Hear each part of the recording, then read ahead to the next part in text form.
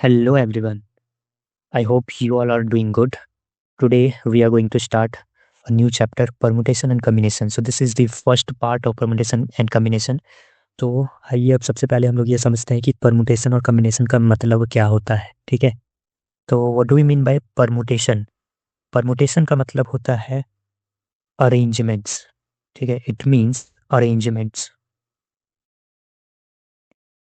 और वही अगर मैं कम्बिनेशन की बात करूं, इट मीन्स सेलेक्शन। बहुत ही सिंपल शब्दों में हम लोग इसको इस तरह से समझ सकते हैं, परमुटेशन मीन्स अरेंजमेंट्स। ठीक है, और combination means selection. So example के तौर पे अगर मैं बोलूँ, अज्यूम करो कि 5 स्टूडेंट्स हैं जो कि एक बेंच पे बैठे हुए हैं। तो अगर उन्हीं 5 स्टूडेंट्स को आपस में अरेंज करना रहे तो हम लोग बोलेंगे वो परम्यूटेशन है। और वही अगर किसी क्लास में सपोज करो कि 5 स्टूडेंट्स बैठे हैं जिसमें से किसी पर्टिकुलर इवेंट के लिए हमें 2 स्टूडेंट्स को चुनना है, यानी कि सेलेक्ट करना है, तो इट मीन्स वहाँ पे कॉम्बिनेशन यूज़ होगा। ठीक है, अब परमुटेशन में हम लोग जो पढ़ेंगे वो है fundamental principle of counting. So let us see here fundamental principle of counting.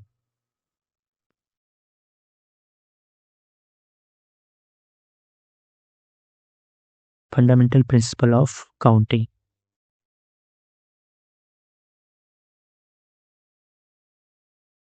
तो ये बहुत ही इंपॉर्टेंट और बहुत ही बेसिक सा टॉपिक है जो कि कॉम्बिनेशन परमुटेशन का सबसे इंपॉर्टेंट टॉपिक है। So let us understand here. तो इसमें आता है मल्टीप्लिकेशन प्रिंसिपल। ठीक है, multiplication principle. So what do we mean by multiplication principle? इसका यूज तब हम लोग करेंगे, एक एग्जांपल आपको देके अच्छे से समझाता हूँ। सपोज करो कि आपको पॉइंट ए से पॉइंट बी तक जाना है और बी से लेके सी तक जाना है। ऐसा अज्यूम करो, ठीक है, ए से बी, बी से सी। तो क्या ऐसा पॉसिबल हो सकता है कि आप डायरेक्ट ए से सी चला जाओ? सो अगर कोई ए से बी गया, इट डजंट मीन कि उसका जर्नी कंप्लीट हो गया। उसको अगर ए से सी तक जाना है, then it is compulsory thing that he must have to travel from A to B and then B to C. यानी कि ये जो फर्स्ट पार्ट है और ये सेकेंड पार्ट है, फर्स्ट और सेकेंड पार्ट को कवर करना, दोनों को ही कवर करना कंपल्सरी है। यानी कि can I say that one and and two both उसको कंप्लीट करना होगा, बोथ जर्नी कंप्लीट करना होगा in order to reach to point C from A. Is that clear? तो इसका मतलब ये है कि यहाँ पे एंड वर्ड यूज होता है, ये बात याद रखना। ठीक है, एंड वर्ड। अब अब यहाँ पे सपोज करो कि ए से बी तक जाने के, एक मैं एग्जांपल लेके समझाता हूँ यहाँ पे। मान लो कि ये ए है, this is point A, this is point B and this is point C. अब एक प्रैक्टिकल एग्जांपल लेके मैं समझाता हूँ। मान लो कि आपको देवघर से लेके, सपोज करो ये देवघर है, ठीक है, देवघर से आपको जाना है दिल्ली। ठीक है, और बीच में मान लो कि ये पटना है। ओके, तो देवघर से पटना जाने के आपके पास क्या क्या वेज हो सकते हैं? एक आपका बस हो सकता है, ठीक है, बस के थ्रू आप जा सकते हो। फिर दूसरा है train, and third part is suppose करो कार। ठीक है, अब पटना से आपके पास दो तरीके हैं। क्या क्या तरीके हैं? Let me tell you. First way is train and second way आपका कौन सा है? फ्लाइट। ओके, तो ये अज्यूम कर रहा हूँ, फिलहाल मैं देवघर एयरपोर्ट को कंसिडर नहीं कर रहा हूँ दिल्ली जाने के लिए। ठीक है, सिर्फ पटना एयरपोर्ट को कंसिडर कर रहा हूँ। तो अब ये बताओ कि कोई देवघर से दिल्ली कितने तरीके से जा सकता है? देवघर से दिल्ली कितने तरीके से जा सकता है? सो मेरे साथ साथ आप लोग भी काउंट करोगे। Let us start counting. हम लोग यहाँ पे शुरू करते हैं और देखते हैं कि कितने तरीके हो सकते हैं। ठीक है, ओके। सो पहला वे क्या हो सकता है? बस के थ्रू हम पटना पहुंचे और ट्रेन के थ्रू पटना से दिल्ली पहुंच गए। ठीक है, एक तरीका ये हो गया। ठीक है, दूसरा क्या हो सकता है कि बस के थ्रू, दूसरा तरीका ये हो सकता है कि बस के थ्रू हम पटना पहुंचे और पटना से फ्लाइट लेके दिल्ली पहुंच गए। सो दूसरा तरीका हमें मिल गया। ठीक है, तीसरा तरीका क्या हो सकता है? ट्रेन के थ्रू पटना गए और पटना से फिर वापस से ट्रेन से दिल्ली चले गए। तो ये तीसरा तरीका हमें मिल गया। फिर चौथा तरीका क्या हो सकता है, ट्रेन से देवघर टू पटना गए और फिर फ्लाइट से दिल्ली चले गए। सो फोर्थ वे हमें मिल गया। फिफ्थ वे देखा जाए तो हम लोग कार से पटना गए, देवघर टू पटना, और उसके बाद वहाँ से ट्रेन से दिल्ली चले गए। सो वे है फिफ्थ वे। और सिक्स यानी कि आखिरी वे जो हमें मिला वो ट्रेन से मीन्स कार से पटना गए एंड फ्लाइट लेके दिल्ली चले गए। ठीक है। सो क्या मैंने कोई भी और अप्रोच यहाँ पे छोड़ा नहीं ना, सारे अप्रोच हमने काउंट कर लिए। तो टोटल कितने वेज हुए हमारे पास, 6 वेज। ठीक है। आई होप ये चीज़ आप समझ पा रहे हो। तो ये मैनुअली हमने काउंट किया तो हमें 6 तरीके मिले। Is that clear? 6 तरीके। अब अब इसको यहाँ पे मल्टीप्लिकेशन प्रिंसिपल अप्लाई करके हम लोग काउंट करने का कोशिश करते हैं। ठीक है। तो इसको अप्लाई करके जब काउंट करेंगे तो आप यहाँ पे ध्यान दो जरा सा। आपके पास देवघर से पटना जाने के टोटल कितने वेज हैं? देवघर से पटना जाने के टोटल कितने वेज हैं? टोटल 3 वेज है, यस और no? 3 ways from Deoghar to Patna. और वही पटना से दिल्ली जाने के टोटल कितने वेज हैं? 2 वेज। तो एक बात बताओ कि अगर हमें देवघर से दिल्ली जाना है तो इज देयर एनी वे कि हम लोग यहाँ से पटना स्किप करके डायरेक्ट दिल्ली पहुंच जाएं? फिलहाल जो ऑप्शन हमने यहाँ पे दिया है, जो सिचुएशन रखा है, इस बेसिस पे तो यहाँ पे ऐसा कोई वे है ही नहीं। ठीक है। तो इसका मतलब यहाँ पे पटना आना कंपलसरी है। तो यहाँ पे एंड लगेगा, 3 way and 2 way. It means यहाँ पे एंड का मतलब क्या हो गया, मल्टीप्लीकेशन। आप यहाँ पे नोटिस करो 6 वेज मिले थे, तो 3 वेज इंटू 2 वेज कर दो। ठीक है। बेसिकली यहाँ से आप ऐसे इंप्लाई कर सकते हो 3 into 2 total number of ways मिलेंगे, दैट इम्प्लाइज 6 वेज होंगे। तो आपको ये प्रिंसिपल ऑफ मल्टीप्लिकेशन समझ आ गया होगा, आई होप। अब प्रिंसिपल ऑफ मल्टीप्लिकेशन में आप एग्जांपल्स भी और भी सोच सकते हो। सपोज करो कि एक हॉल है, हमारे पास एक हॉल है। ठीक है। इस हॉल में एंटर करने के लिए एंटर करने के लिए 2 रास्ते हैं, या मान लो 3 रास्ते हैं। ठीक है। और एग्जिट करने के लिए 4 रास्ते हैं। एग्जिट करने के 4 रास्ते हैं। So let me show this doors. This doors are here. ठीक है। आप ये दरवाजे देख पा रहे होगे, ये हो गया एंट्री। ठीक है। And this is what, exit. तो एंट्री करने के टोटल 3 दरवाजे हैं, एग्जिट करने के टोटल 4 दरवाजे हैं। ठीक है। तो अब ये सोचो कि अगर आपको यहाँ से इस हॉल से होकर एग्जिट करना है, ठीक है, इस हॉल में एंटर करके एग्जिट करना है, तो टोटल कितने वेज होंगे एग्जिट करने के, जरा सोचो। तो सबसे पहली बात यह है कि यहाँ से इस वाले एंड से, इस दीवार से एंटर करने के 3 वेज हैं। ठीक है। और एग्जिट करने के इस दीवार से टोटल 4 वेज हैं। सो प्रिंसिपल ऑफ मल्टीप्लिकेशन यहाँ पे अप्लाई होगा या नहीं होगा? ये होगा। क्यों होगा? वजह ये है कि ये दोनों ही दीवार को क्रॉस करना कंपलसरी है। Is that clear? ये दोनों ही दीवार को क्रॉस करना कंपलसरी है। So it means total number of ways so such that a person can enter to this hall and exit this hall is 3 into 4, that is nothing but 12 ways। इतने तरीके से वो इस हॉल में enter करके exit कर सकता है।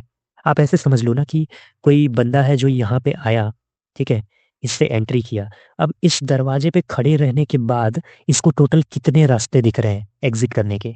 एक तो ये वाला रास्ता दिख रहा है, ये वाला दिख रहा है, ये वाला दिख रहा है और ये वाला। सो टोटल कितने रास्ते दिख रहे हैं? 4 रास्ते। ठीक है। तो ये 4 तरीके से, इस दरवाजे से एंटर किया तो 4 तरीके से एग्जिट कर सकता है। सिमिलरली अगर इस दरवाजे से भी एंटर किया तो 4 तरीके से एग्जिट कर सकता है। एंड सिमिलरली इसमें भी 4 तरीके से। सो can I say that 4 + 4 + 4, basically this is nothing but 4 into 3, that is 12 ways. Is that clear? तो आई होप आपको ये सारी बातें समझ आ गई होंगी। So this is all about principle of multiplication या फिर मल्टीप्लिकेशन प्रिंसिपल। ठीक है। तो फर्स्ट वाला हमने समझ लिया अच्छे से। अब second one is addition principle. ठीक है। Addition principle. So let us understand what is this addition principle. देखो एडिशन में यहाँ पे मेनली जो वर्ड यूज होता है, देखो मल्टीप्लिकेशन प्रिंसिपल में एंड वर्ड यूज हुआ था। ठीक है। यहाँ पे और वर्ड यूज होगा। सो लेट अस अंडरस्टैंड हियर। एक एग्जांपल से समझते हैं एडिशन प्रिंसिपल को। ठीक है। सपोज करो कि आपको let us suppose that example ये कंसिडर करते हैं, लेट अस सपोज कि किसी को पॉइंट ए से लेके पॉइंट बी तक ट्रैवल करना है, ठीक है। तो मान लिया जाए कि उसके पास ट्रैवल करने के क्या क्या उपाय हैं। तो पहला तरीका है वो साइकिल से जा सकता है, दूसरा तरीका है कि वो कार से जा सकता है, तीसरा तरीका है कि वो ट्रेन से जा सकता है, ठीक है। चौथा तरीका है कि वो फ्लाइट से जा सकता है, ठीक है। तो टोटल इतने वेज हैं। अब कोई पूछे, सिंपल सी बात है यहाँ पे कि आप यहाँ पे वेज अलग अलग वेज देख पा रहे हो, ठीक है।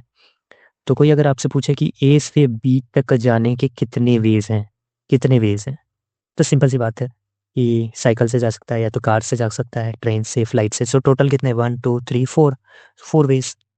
तो आपने यहाँ पे कॉमन सेंस क्या यूज़ किया कि हाँ, सिंपली आपको दिख पा रहा है कि क्या क्या तरीके हैं और सिंपली ऐड कर दिया। इसको एक वे कहा, इसको एक वे। सो वन वन वे कर करके टोटल 4 वेज हो गए। ये बात समझ में आ रही होगी, ठीक है। अब देखो, प्रिंसिपल ऑफ एडिशन और प्रिंसिपल ऑफ मल्टीप्लिकेशन, इन दोनों को कंबाइंड करके अगर एक एग्जांपल में कंसिडर करूं, तो देखो, मान लो कि ये पॉइंट ए है, ठीक है। पॉइंट ए से इसको पॉइंट बी जाना है, ठीक है। एक बंदे को पॉइंट ए से पॉइंट बी से पॉइंट सी तक जाना है, ठीक है। लेट्स से कि ए से सी तक जाने के एक डायरेक्ट वेज है, डायरेक्ट वे है फ्लाइट, ठीक है। ए से बी जाने का ट्रेन एक वे है, और बी से सी भी ट्रेन एक वे है। लेट्स से कि ए से बी तक जाने का कार एक वे है, बी से सी तक जाने का कार एक वे है, ठीक है। उसी तरह से ए से बी तक जाने का बस एक वे है, एंड सिमिलरली लेट्स से कि बी से सी तक जाने का बस एक वे है, ठीक है। नाउ कोई आपसे पूछे कि ए से सी तक जाने के टोटल कितने तरीके हैं, तो भैया आप कैसे काउंट करोगे यहाँ पे। आप अगर मैन्युअली काउंट करने जाते हो तो मेरे साथ साथ काउंट करके देखो। ए से बी तक हम गए बस से, और बी से सी तक बस से गए, ठीक है। मान लिया जाए कि हमने ए से बी तक वाला रूट बस से चुना, तो बी से सी तक जाने के टोटल 3 तरीके मिले।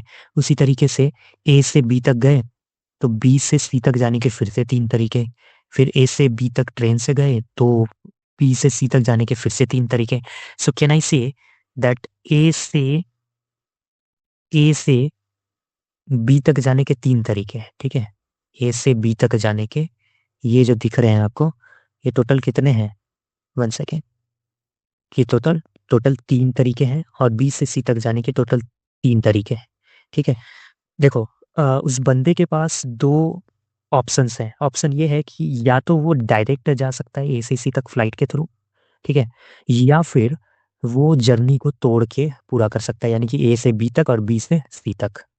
तो अगर वो तोड़ के पूरा करता है, तो उस केस में टोटल 3 गुना 3 यानी कि 9 वेज होते हैं। या फिर, या यानी कि और वर्ड यहाँ पे यूज हो रहा है। और और तरीका क्या है कि ए से सी तक वो डायरेक्ट फ्लाइट से चला जाए। तो एक और तरीका क्या है, फ्लाइट वाला। So total number of ways कितने निकलेंगे, टोटल नंबर ऑफ वेज बताओ। टोटल नंबर ऑफ वेज आएंगे 3 × 3 9 हो गया, और यहाँ पे +1, 9 + 1 यानी कि 10 वेज हो गए। आई होप आपको ये सारी बातें क्लियर होंगी। So this was all about multiplication principle and addition principle, ठीक है। मिलते हैं अगले पार्ट में परमुटेशन एंड कॉम्बिनेशन के, जिसमें हम लोग परमुटेशन से रिलेटेड और भी क्वेश्चंस करेंगे, पीवाईक्यूज करेंगे, and these all topics are very important for JEE exams, means JEE mains and advanced.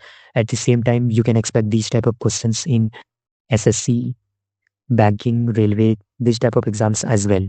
So thank you everyone. मिलते हैं अगले टॉपिक के साथ।